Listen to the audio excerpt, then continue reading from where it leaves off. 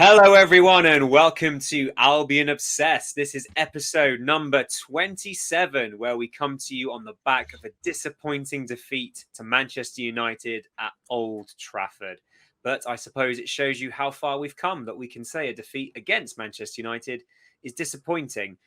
Lots to talk about today, lots of controversies in the game last night. But before we dive into that, let's see who we've got with us tonight. Hello there, Joe. How are you, my friend? Pissed off. Yeah, I feel that's you, it. I feel you. Okay.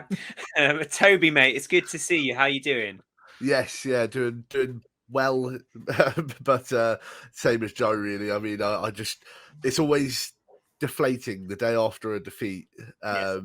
It always does take a little bit of a chunk out of your mental health. So I'm hoping everyone's doing all right. Yeah.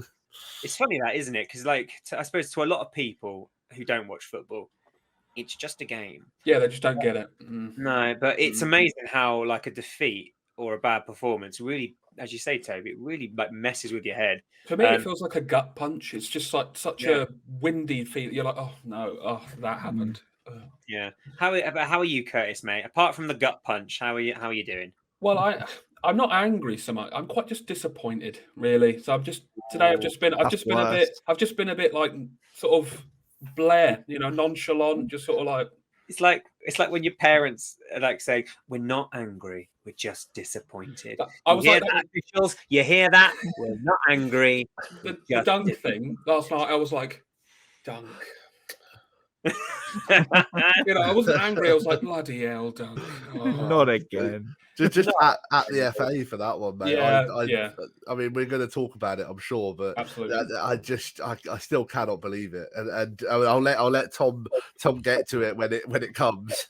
Yes, yeah, when it comes, there will be wrath and rage and we'll just be shouting over each other about it. Yeah. I like to start these with going to pre-match because there was a few talking points before the match even started. I'll start with our own little talking point. No Tariq Lamptey and Pascal Gross. These were the two talking points on social media before the game had even started.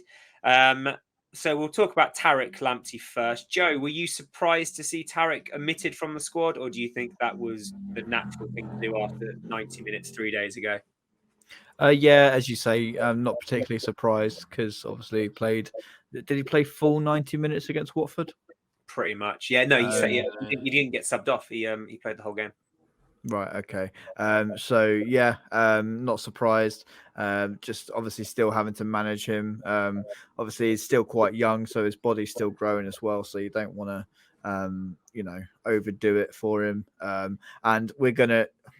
This sounds silly, but we're really going to need him against Burnley to open them up. They proved to be a very hard team to break down, and you got his pace from the start. You need that against Man United. It's one of those games midweek. It's a free hit, really.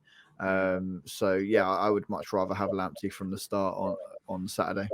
Yeah, definitely. And Toby, Pascal Gross, he gets a lot of grief on social media. I mean, we've certainly critiqued some of his performances this season on the pod. But when you saw his name on the team sheet, how were you feeling? You set me up as if I was going to start praising him. Unfortunately, it's just going to be more critique. I liked him, or I like him. He's a good set piece taker. He somehow, with the slowest Cruyff turn known to man, always gets past and gets a cross in or something. But he just, for me, he just doesn't suit. I don't know. It's not his fault. I see his quality in a side like Man City. You've got the extra leg room to be able to be as slow as he might want to play it, because he can be slow and then find what he needs to find. But unfortunately, in this Brighton team, he doesn't do it for me, and I'm not sure if that is just me. And I know a lot of people have controversial opinions and get angry at each other over Pascal Gross, but for me, just doesn't seem to hold his pace in the team the same way that other midfielders do. I'd much rather see Alzate be given more of a run than see Pascal Gross in that position. Yeah, I mean, we chatted on the last podcast actually about Alzate, because after having such a good performance against Chelsea, he doesn't seem to have really featured. I mean, I know he came on yesterday as a sub, but yeah, fair points there, Toby. And I suppose the man who was omitted in place of that, I suppose, then Kurtis, was Adam Lallana. But do you think, similar to Tariq Lamptey, that's just about managing his minutes at his old age?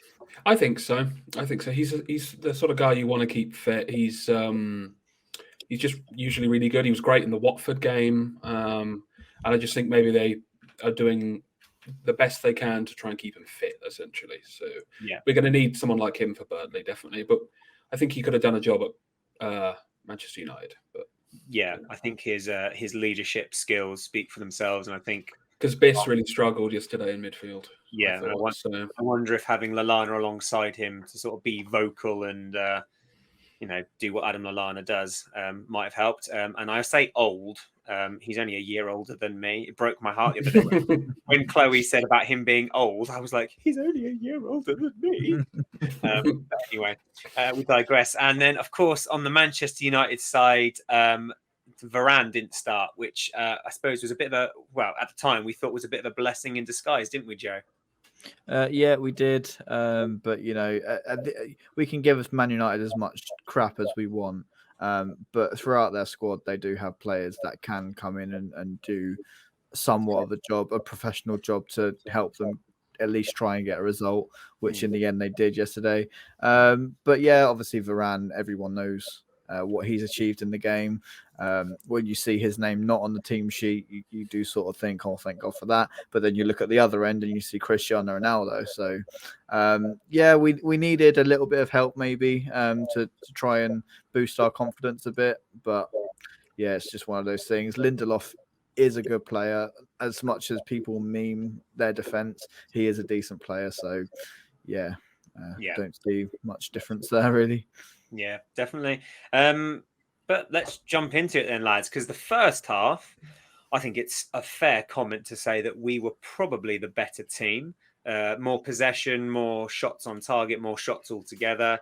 And we just seemed to be really ticking. And it just seemed to be one of those games where Manchester United didn't really seem up for it. They had their chances, which we'll talk about in a minute as well. But I'll come to you, Joe, because I asked you this question before. What on earth has Jacob Moder, I should say, done in a past life to have angered the footballing gods so much? I don't know. Every time he has a chance, my head's in my hands. I'm just gutted for him, really. Yeah. Because I love him. He's what a player he is. He does everything else on the pitch so perfectly. He's strong. He's that midfielder we've been missing for years.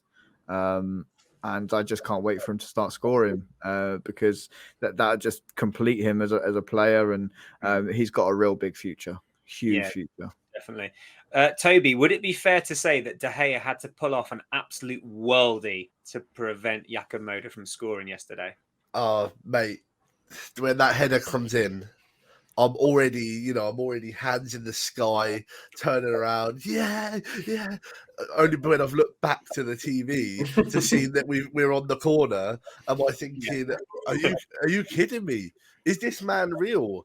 And you know what? A couple of months ago, I would have hands down said Robert Sanchez, best Spanish goalkeeper. Do not talk to me. But after last night's display and De Gea's recent performances, after you keep your eye on the footballing world. My God, what a keeper. He's probably staking his claim for number one in the Prem again. And I think on the day, if we go 1-0 up there, the game is a different game. And I think, as you say, we were on top of Man United. It was only once we were deflated that we started sort of losing that performance. And I genuinely think if we go 1-0 up there, we win that game. So credit to De Gea. Yeah, definitely. I think De Gea's always been a bit of a funny one. He has games when he looks, championship standard, and the next game he can look, prime Neuer. So he's a funny keeper, and obviously we came across him at his best yesterday. But Kurtis, we had a few other chances in the first half. Basuma had a Yeah. shot that narrowly went wide. You spoke about Basuma sort of not feeling or not seeming to be his usual self yesterday. But do you think that was more in the second half, or did you notice that in the first half as well? More so in the second, I would say. It sort of felt like we came out of the gates into the second half, maybe a bit too comfortable, thinking like, "Oh, we've got this," and then we became a bit lazy. And then, as I say, Basuma kept losing passes, and he kept getting the ball taken from him. And I mean, it was a fault that came to the goal. Essentially, that's what. And that was annoying. That was very frustrating. And then it just sort of seemed to tell the story of the night. Our midfield just wasn't strong enough. Yeah. No, I think that's fair. And it's funny you talking about being a bit casual. I think we were guilty of that in the first half as well. In the first half, just remind you all, Adam Webster gives the ball away, and who should be bearing down on goal than that man, Cristiano Ronaldo? Bloody forgot about that as well. Yeah. So I think even then there were warning signs that that being too casual at Old Trafford is a dangerous thing to be doing. But apart from that, Joe, did you see much goal threat from Manchester United in that first half? No, but they've got Cristiano Ronaldo. There's always going to be that threat going forwards. As much as people say he's old now, he's finished, etc. He's the best in the world. No debate about it. Him and Lionel Messi are up there on exactly the same. Like, there's all this debate about who do you like more, Messi or Ronaldo. I've said it to so many people. You just have to respect both of them because they are unbelievable. We will never have two players like that ever again. And I found myself sort of taken aback a bit as well. I know I'm digressing a bit, but when we were lining up just before the game and you see Cristiano Ronaldo in a lineup alongside the Brighton team, it was a bit of a surreal moment, really, because for what he's achieved and to be playing against a player like that is just fantastic for our football club. And as much as people say, "Oh, you're plastic if you get excited about a player like that," I mean, come on, it's Cristiano Ronaldo. You can't help. He's like a rock star. You know what I mean? Exactly. And I won't lie. When he comes to the Amex, I will be the first person to want to see him fail. But also, I'll be sat there thinking, "Bloody hell, it's Cristiano Ronaldo." But just going back to the question, the only real trouble was obviously Ronaldo. I think Sancho had a chance as well. Yeah, he had a chance, but the decision making from him, you can see his confidence isn't quite there. He needs some time to adjust to the Premier League as well. But not much going forward, really. Yeah. One thing, sorry, I just want to butt in. One thing about Ronaldo is we've got to remember that before last night's game, him and Mope were on the same amount of goals in the Premier League. And, any of my friends can verify this if ever they need to. All week, I've been saying, and this is a controversial opinion, and I want to get your guys' takes on it. But if we were to get Ronaldo in our team, I don't think he improves us. No, I agree. I don't. And I'll tell you why. It's he is the second, in my opinion, the second best player in the world, and nothing is disputing that. But even in Man United's side, they just cannot get the most out of him, just simply because he is not the type of player to track back in a team that is a bit lackluster at the moment, like Man United. And I think they were there for the taking yesterday. I think it was a really big missed opportunity. But can I just say, Toby, quickly, you say he wouldn't improve us. He'd certainly strengthen our bench. I mean, come on. Yeah, there is that. Yeah. But he just, like, when you get a team that plays around Ronaldo, where you're sort of conscious that you're always playing with 10 men, but you always have that one guy, then you're fine. Like a Man City, I think, are one of the only teams in the world that can probably pull that off at the moment. So therefore, I think that Ronaldo he isn't as big as a threat as I think that people make him out to be. Because every week there's all this talk about Ronaldo, and yet you look at it and he had the same goals as Morpay before last night's game. But Morpay wasn't labelled as a big threat to Man United. So The discussion in regard, because I agree with you, Toby, because it might, on the face of it, sound absolutely insane that we would think that this genuine world class player wouldn't improve us. But I think I said it on the last pod. When you play, Cristiano Ronaldo needs everything to revolve around him. Our team dynamic is excellent. And I would say that we're a better team than Manchester United. Manchester United undoubtedly have better individuals in positions, but I think as a cohesive team unit, we're a better team. I agree. I mean, you look at the game yesterday when Sancho had that shot saved by Sanchez. Ronaldo throws his head back, rolls his eyes, and like moans to the sky, and that happens a lot. If he doesn't get past the ball, he has a strop. You know, everything has to be about him. There's no denying that he's absolute quality, but I personally wouldn't have him in the team. Not for me, because I think he'd be too disruptive to the dynamic that Graham Potter wants to create. That's my 2 cents on it. I'm sure. You know what I find with Ronaldo? I see it a lot in the media. You see stuff like you see Cristiano Ronaldo and Manchester United are facing Brighton tonight. It's like he's separate to the team. Like it's really weird to me. Like it's what, like you said, they don't feel as cohesive as other teams because it feels like he's this separate floating entity to Manchester United because he's as big as he is. Yeah, which is weird. I think Pogba suffered from the same thing. I thought he thought he was bigger than the team, which is why, similar to Toby's point about not getting the best out of Ronaldo, I don't think Manchester United have gotten the best out of Paul Pogba because his ego is greater than the team. Yeah, but regardless of all this, that goal he scored was really good. Oh yeah, it was a bloody good goal. You know? And that's the thing, though. He is quality. There's no denying he has got that world class quality. Yep. But whether he, I would love to be a fly in the wall of that dressing room to see what that sort of dynamic is like, because I think in that squad you've got a lot of egos, and I think that's what holds them back against team. When you compare them to teams like Man City, who again similar to us, they seem to be a very cohesive unit. No one person is like the amazing. It's not like what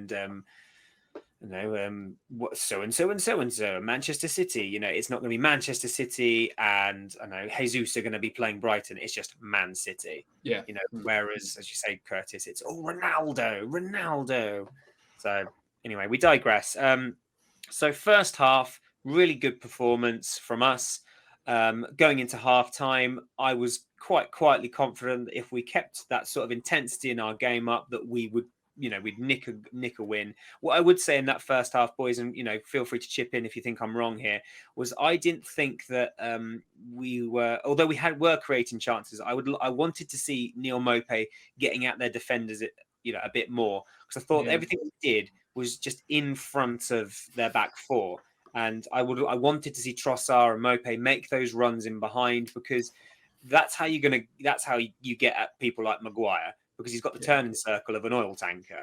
So we saw that against Southampton. If you get at Maguire with pace, you're going to leave him for dead. Unfortunately, Trossard was invisible.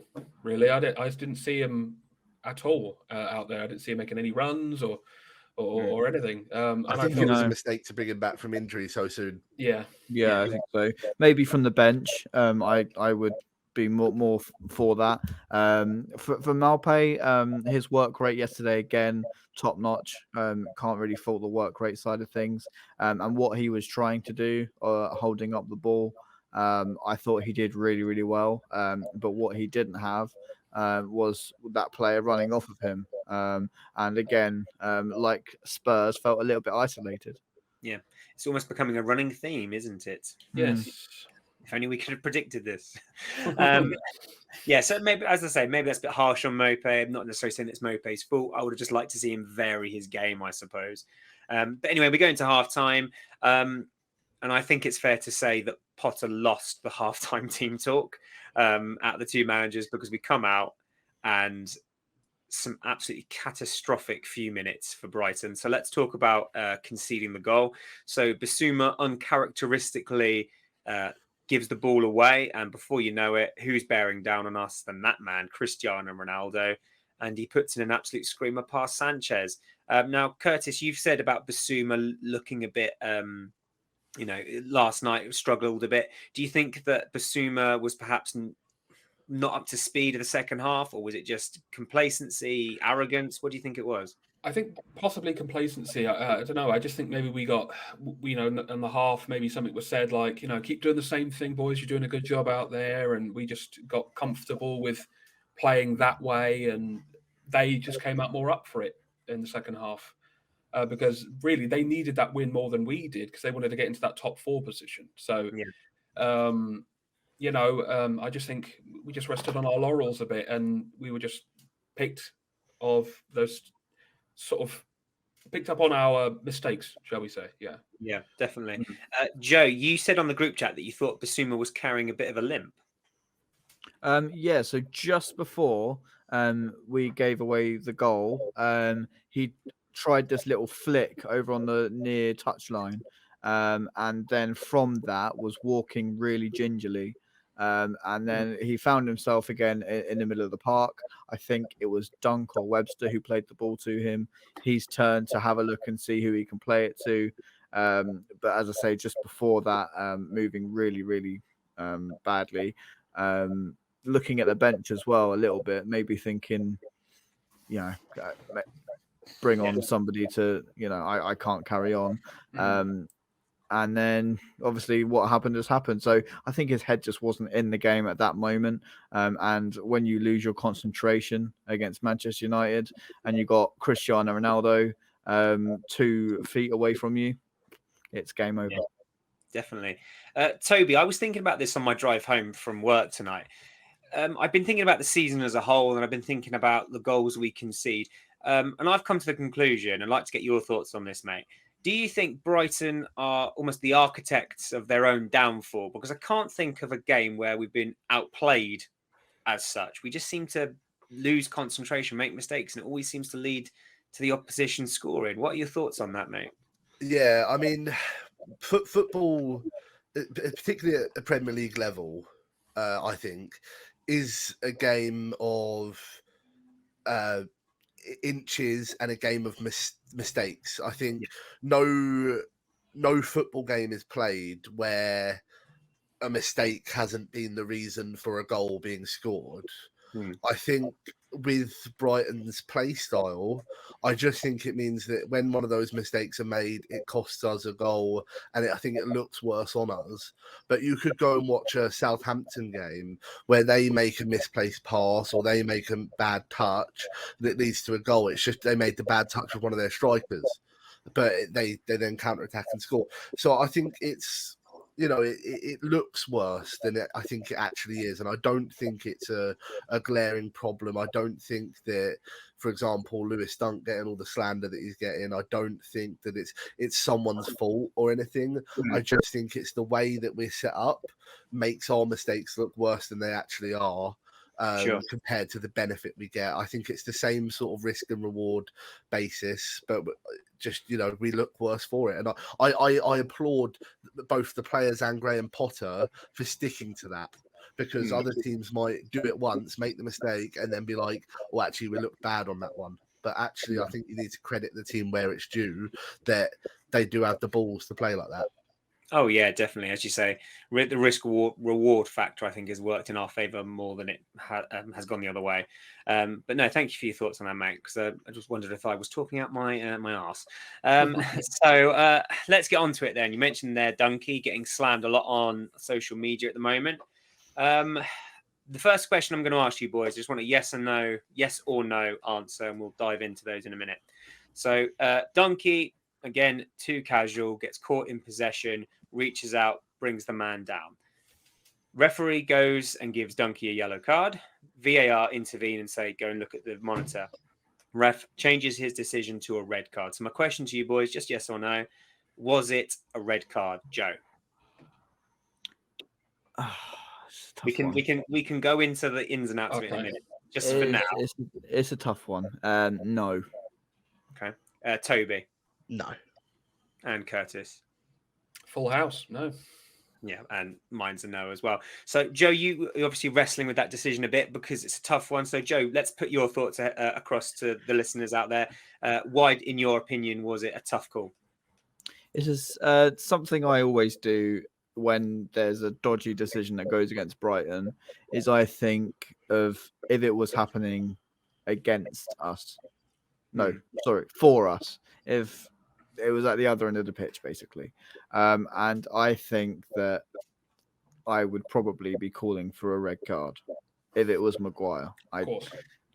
That's my honesty. But then when you look back at it and when you review things, obviously hindsight is an amazing thing.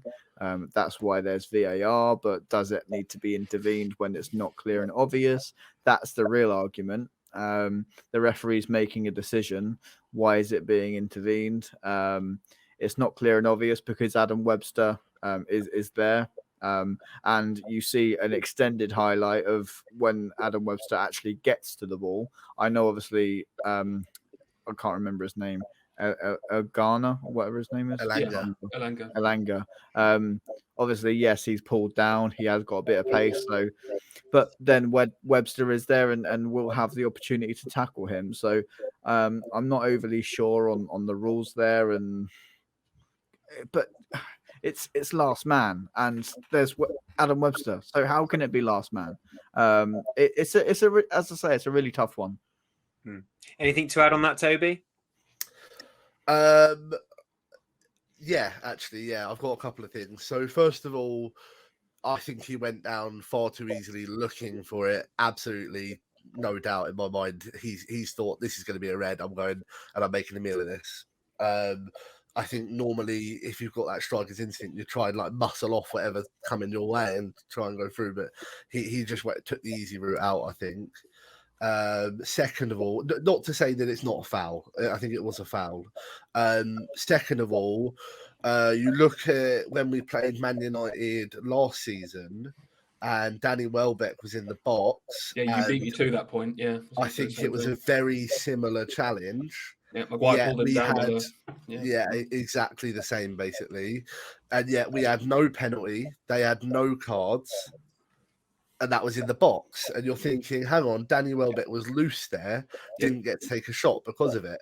So when you look at those two factors, you ask for refereeing consistency, you've got to say no red card. I think, though, however, it should have been a foul and a yellow card. And I do agree with what Joe said. I believe Webster would get there. It's not last man. Never a red for me. Do I think it would have changed the result of the game?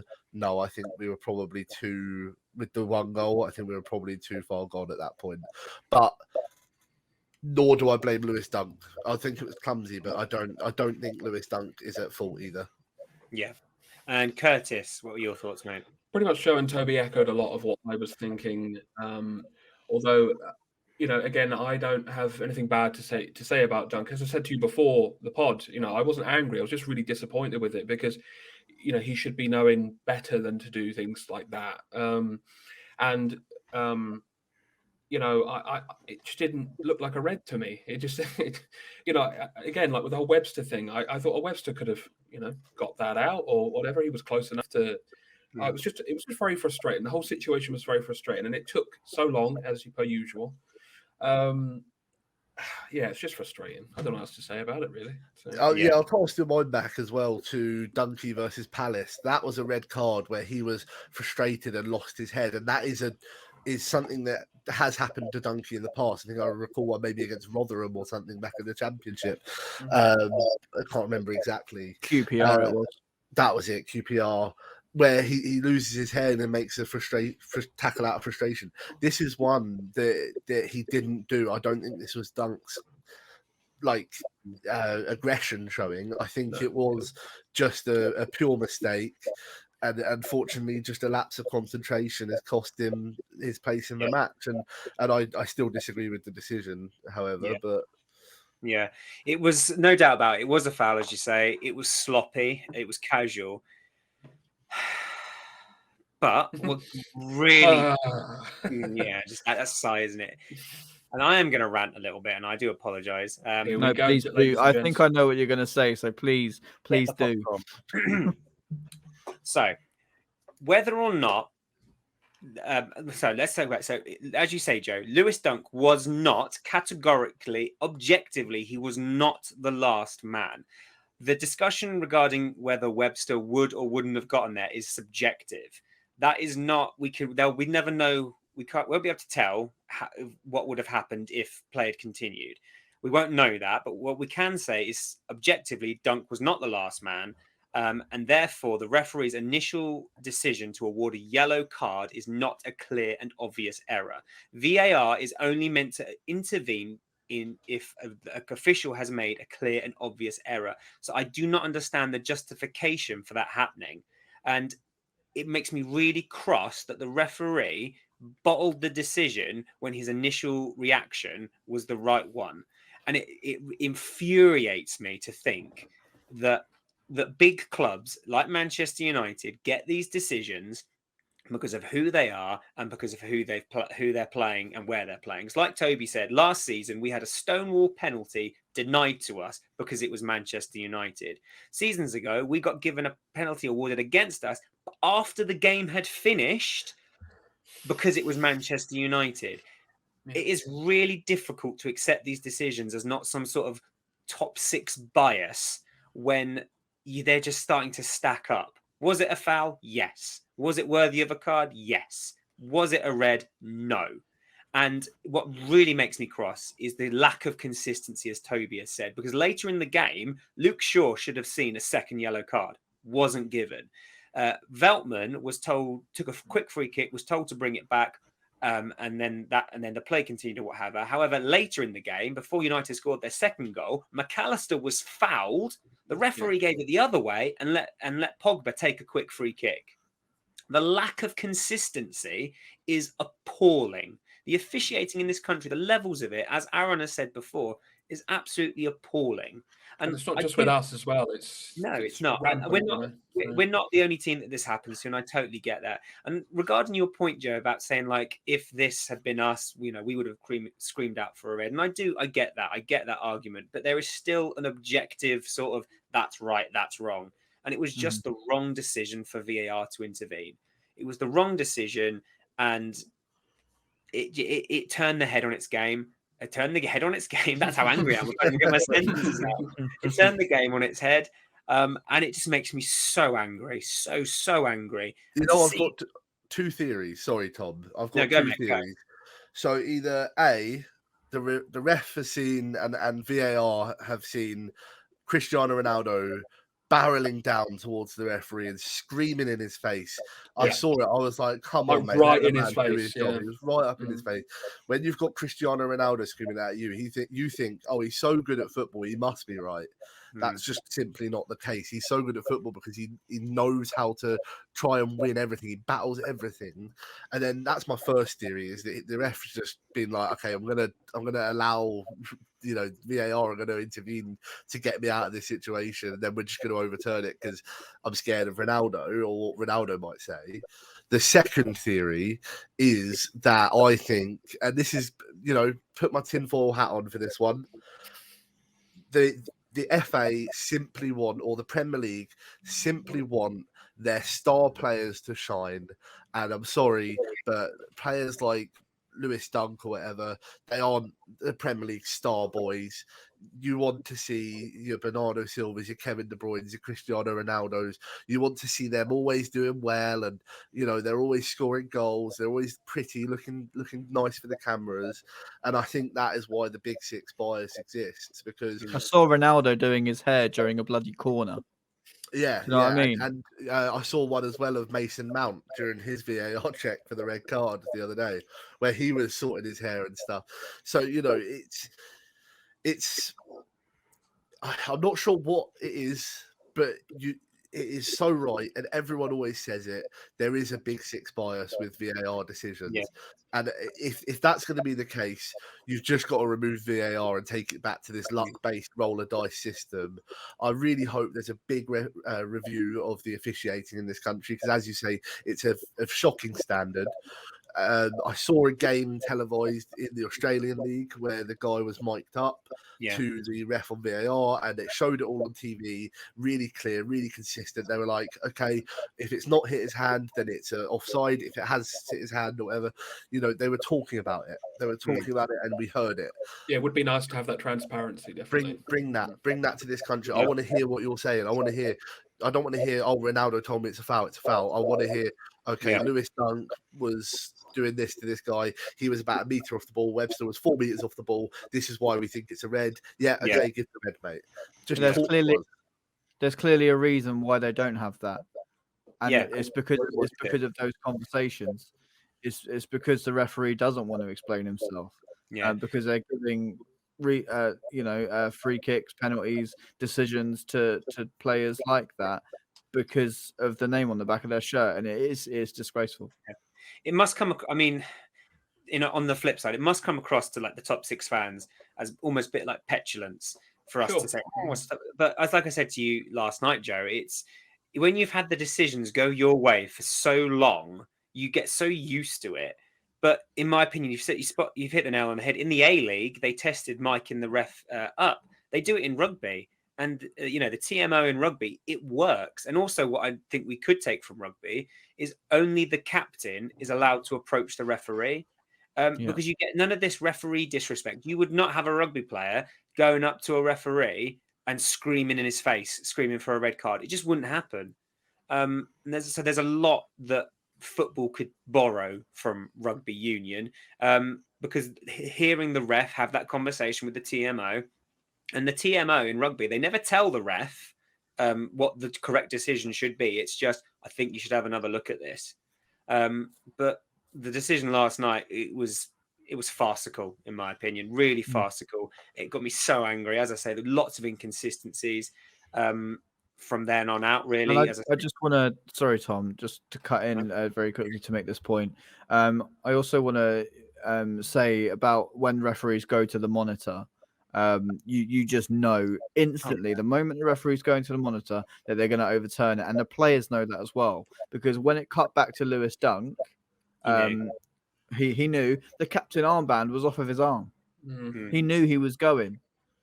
I don't know who took over the captain's armband, but it wasn't on his arm anymore. So what's the point in going to the screen if you're just gonna look at it, pretend to look at it for 10-20 seconds, and then come back and go, oh yes, I've made my decision now? No, you haven't.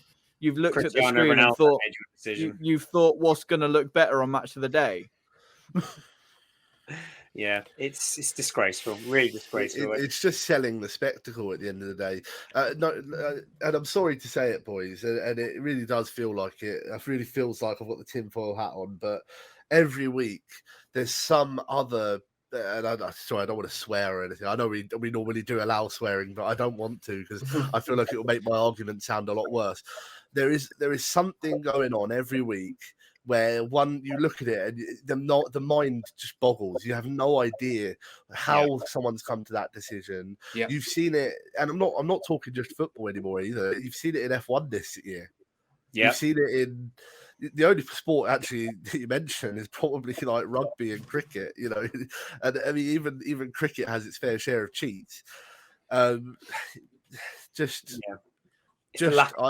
don't like the way that money is influencing everything, especially football at the moment.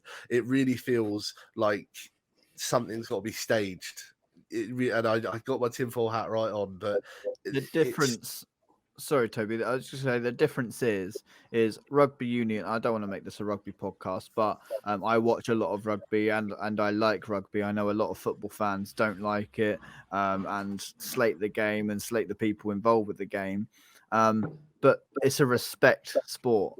You will not find many rugby players, probably 5% of rugby players, that are disrespectful towards the officials. You watch a rugby game start to finish, it is incredible. Obviously, some of the refereeing sometimes is dodgy and stupid. A lot of the refereeing stuff, though, with rugby is the difference in hemispheres between southern and northern. Yeah. But as you say, Joe, it's a different culture. It's respect. In rugby, there's fans mingle. There's no Brighton and Manchester United. or anything like that. They all mingle together, and you're allowed to drink beer because rugby fans behave themselves. So I get it. It's a culture thing. It's a different culture.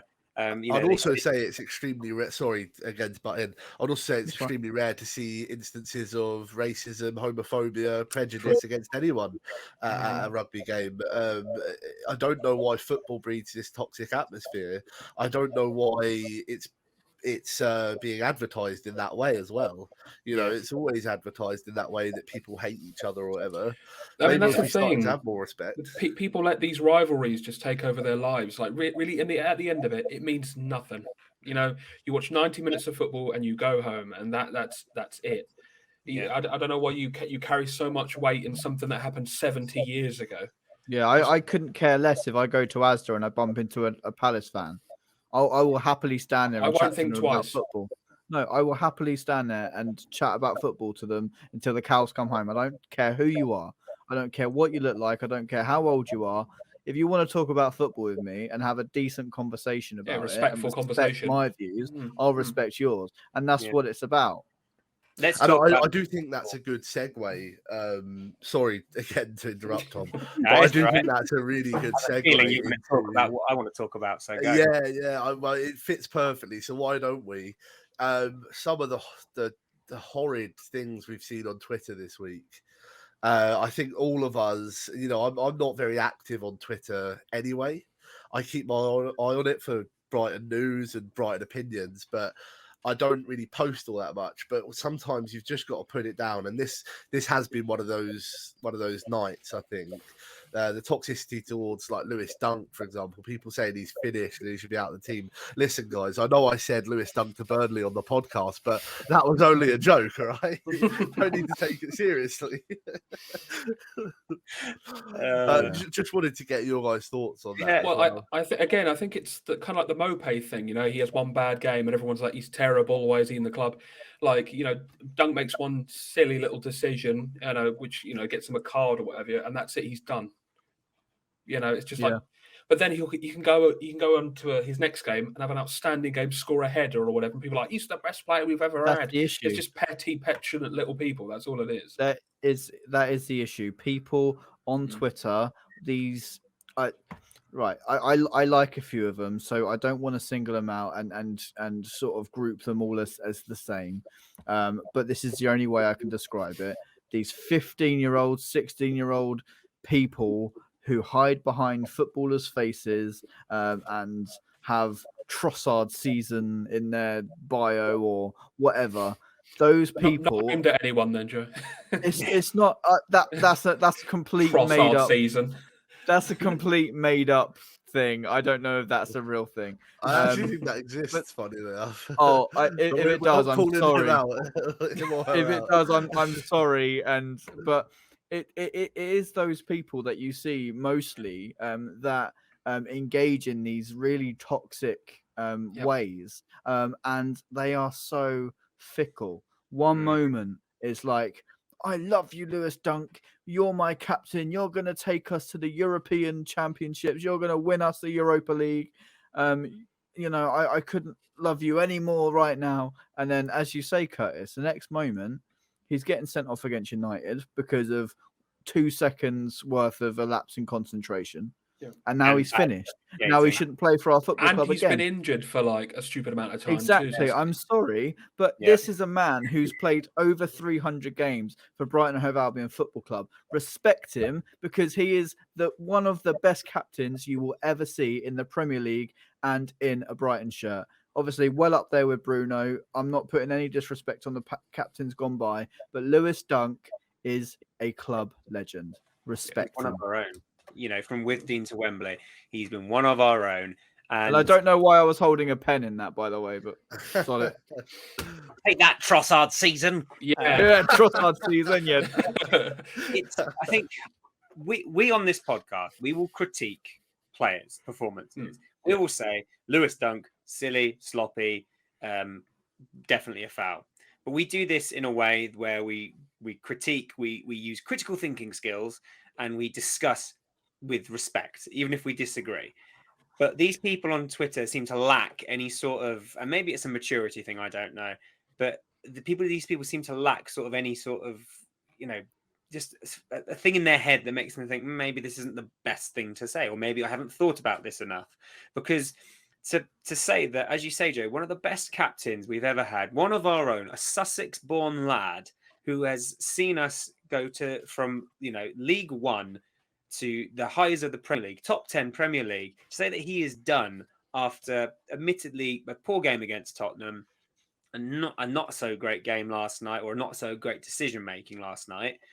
To say that he's finished after having 3 months out is just absurd. And all you do kept a clean sheet against Watford, but yeah, exactly. It looked good in Watford. Yeah, but all you do is you just highlight your complete lack of football knowledge. And I mean, I just want to cast everyone's minds back to when we played Man City at home. That clearance off the line is world class. There's probably 4 or 5 defenders in the world that have made a clearance like that, and you're telling me he's finished? That was 3 or 4 months ago, just before the injury. Yeah. Listen, everyone's going to have a rough patch after an injury. Decision making, things like last night, they will just go because you've not played a lot of matches. You're not in the swing. He'll be in the swing 3 or 4 games time, and we will be singing his praises again. Trust me on that. Yeah. And listen, I've been one in the past. My Morpay run was a little bit too hasty this season. We'll go back to it again. But I wasn't sitting there saying, No, I have get him to out full the club, screen he's you again now, finished, Toby. But I just said, I never said he was finished.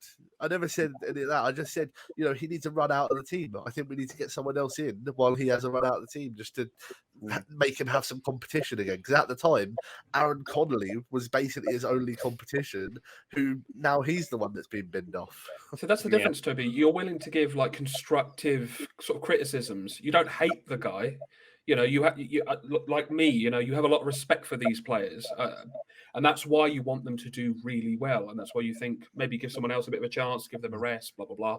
The other issue, sorry, Curtis. The other issue is that people see them as FIFA players. They see them as a stat. They see them as these robots who can play 90 minutes every single day. They're not. They are human beings. I know they're elite athletes, but they are human beings who will burn out if you carry on. They are humans with feelings who read social media, who read the news, who get vibes off of people. So, protect them, because they represent our football club, and you want our football club to succeed. So stop being so effing disrespectful. Because you think that your striker, hypothetically, in whatever team you support, reads online like, "Oh, X person missed this goal. It means you're terrible. I don't want to see you in my team anymore." Like, do you think that's going to make them feel any better and make them want to score? Yeah, because I wouldn't imagine it would. So Ronaldo's missed it in his career. He has. He's missed open goals. Exactly. Yeah. Messi's missed open goals. It makes You and I have missed my open goals probably in the park. Do you know what I mean? What does that? I mean, I am put on basically the level of Ronaldo. So Right, I think just one last thing to say is remember what Lewis Dunk has done for you. Mm-hmm. Give him more time to decide if he's finished or not, because if he doesn't improve between now and the end of the season, you'd probably be saying, actually, maybe he does need to run out of the team. But trust me on this, Lewis Dunk isn't finished. Lewis Dunk to Burnley is not happening yet.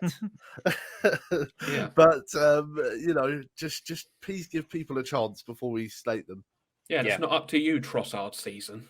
God damn it. So I'm so sorry if that is a real thing. I just want to go on record and say I literally made it up. Full screen apology next week to Trossard season. Literally, yes. Sorry. The second half, I'm not going to go too much into detail because I think we've said what we needed to say about the game in total. It seemed very much there for the taking at halftime. It slowly descended into madness thanks to some really poor officiating and some poor decision making. Inconsistencies, as we've said, with Luke Shaw not getting the second yellow, the quick free kick things. But in the end, the game ends 2-0. And I think it's one of those games where if you had just seen the result, you wouldn't know just how close a 10-man Brighton team ran Manchester United. Jakob Moder came very close to scoring. That beautiful shot off the bar.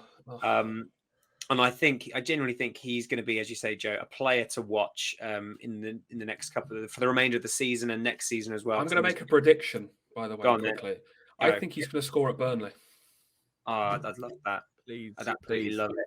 I think So what I'm going to do, boys, is I'm going to now push you for a man of the match, if I may.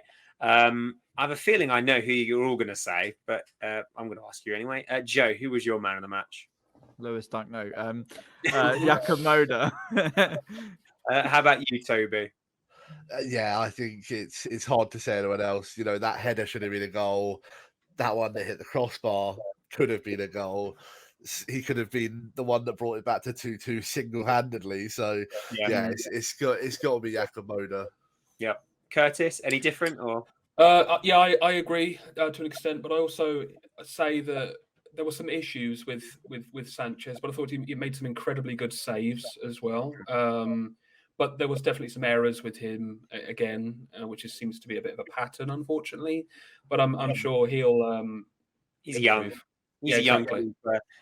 He did make that glaring error. He passed the ball to Ronaldo, but then pulled off an absolutely fantastic save. It reminded me a lot of. It was forever ago. I think it was Ben Roberts. Ben Roberts dribbled the ball out of his area, lost the ball, ran back, conceded a penalty, and then saved the penalty. It reminded me a bit of that. Anyway, my man of the match, like you boys, I've gone for Jakob Moder as well because I thought he looked absolutely brilliant. So yes, there we go. So that just leads us then, boys, for the last few minutes then to just look ahead to the weekend because we go again. I think we need to take the positives. It would sound like Graham Potter. Take the positives from our performance against Manchester United because there were many. And I think, we'll go ahead to Burnley. As you say, Joe, Burnley, tough team to beat, tough team to break down. But surely it's a home game. We can break Burnley down, can't we? You take nothing for granted in this league. They are bottom of the Premier League, I think, aren't they? Yeah. Still, with a few games in hand.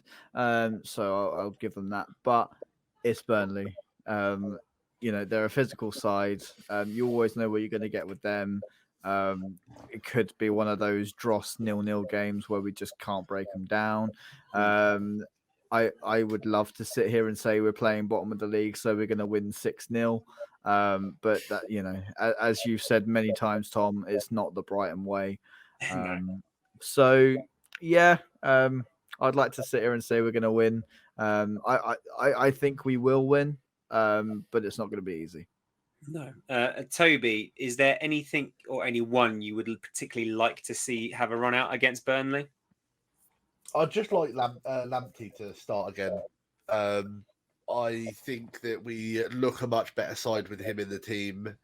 He always just brings that belief. You know what I mean? I always believe when he's on the pitch. Sometimes I can watch Brighton and think there's absolutely no chance. But when he's on the pitch, I've always got that. Talking about the game itself, I'd probably just hazard a guess. Are we doing predictions now? I'll do them in a minute, mate. All right, yeah. Well, Weghorst doubtful. No Chris Wood, the second Brighton striker that never was. It was at one stage, but yeah. So I think we'll be all right. Yeah, Kurtis, do you think we'll see the return of Shane Duffy? Yes, I think so. But to talk about the game, it's always a tough game. I think against Burnley, we always seem to struggle. And unfortunately, the last few games I've seen have been quite boring, 0-0 draws. But I feel strangely confident about it. I feel like we can probably get some points out of it. Yeah. I think it's one of those where on paper, you look at it and think this is definitely a game we can get points up from. It's at home. Burnley don't carry much of a goal threat, but they are incredibly tough to break down. And I do think it's a game made for Shane Duffy because, he's the kind of man who would header a meter away from your nan's house if you asked him to. So I'm going to push you now, boys, for some score predictions. Kurtis, I'm going to come to you first. As I said, I'm feeling somewhat confident, so I'm going to say 2-0 win. As I say, I'm going to go Moder because I feel it's coming. I definitely feel like it's coming. I feel like probably Moder, and I'm going to just say Mope for the second. Okay. How about you, Toby? Yeah, just looking down now at the league table, we can't really move anywhere after this game, but it would be nice to get another one, like another win, just a little buffer on Southampton. You know what? We've not had this season. I feel like we've not really had the opportunity to breathe easy during a game for a long, long time. Hmm. And I'm hoping, and you know, I keep making bold predictions on the podcast and keep being wrong. I'm going to go a little bit more realistic and go for a 3-1, but their one is going to be a consolation goal right near the end, so that we get a nice breathe easy game. I'd say I'd like to see McAllister on the score sheet, I think, and then we'll go for Lamptey on the score sheet as well, because he doesn't score all too much. So yeah, let's go with that 3-1. Awesome. And finally, Joe. Right, let's speak this into existence. Curtis, you've said it. Jakob Moder is going to score. He is. Yes. Universe, can you hear me? And I would like a breathe easy game. Yeah. So let's go 3-0. Let's go for a Jakob Moder brace. Go on. Just give us 2. It's like London buses. You wait for 1, and then 2 come at once. And you just have to say Malpe, don't you? He's the main man. He's going to get 1. Yeah. I'm gonna go with 2-0 to Brighton. We say it all the time, but it just so much of it depends on what team Potter puts out. If we go back 3, Lamptey and Cucurella as wing backs, I think we'll cause them a lot of trouble. And I'm gonna go. I think if anyone's gonna score, it's gonna be Jakob Moder, isn't it? The way he's playing at the moment. So I'm gonna go with Moder and Mope for my scorers as well. Nice. So we'll just have to hope that we come away with 3 points. I just got one last thing to say, Tom. Yes, mate. Tony Bloom, he went to Europe in a brand new Skoda. And he brought us back a magic man. A magic man? Jakob Moder. Wow. Beautiful. Excellent. That was amazing. I think they should probably turn that into a chant. That's a really good one. Good idea. And a flag as well, maybe. I know I've seen that. You should pitch that. Maybe someone who's really clever could do like a little sticker that's like got the Skoda badge. I like that. Moder. If only we knew. If only we knew someone. Pop it on a t-shirt as well. Lovely. Brilliant. Off Angels Design. That's for you, mate. So that leads us to the end of our episode today. Thank you to Joe, Curtis, and Toby for spending the hour with us. Take it easy, Albion Obsessed listeners, and we'll see you next time. Don't forget to like, share, and subscribe for more. Take it easy.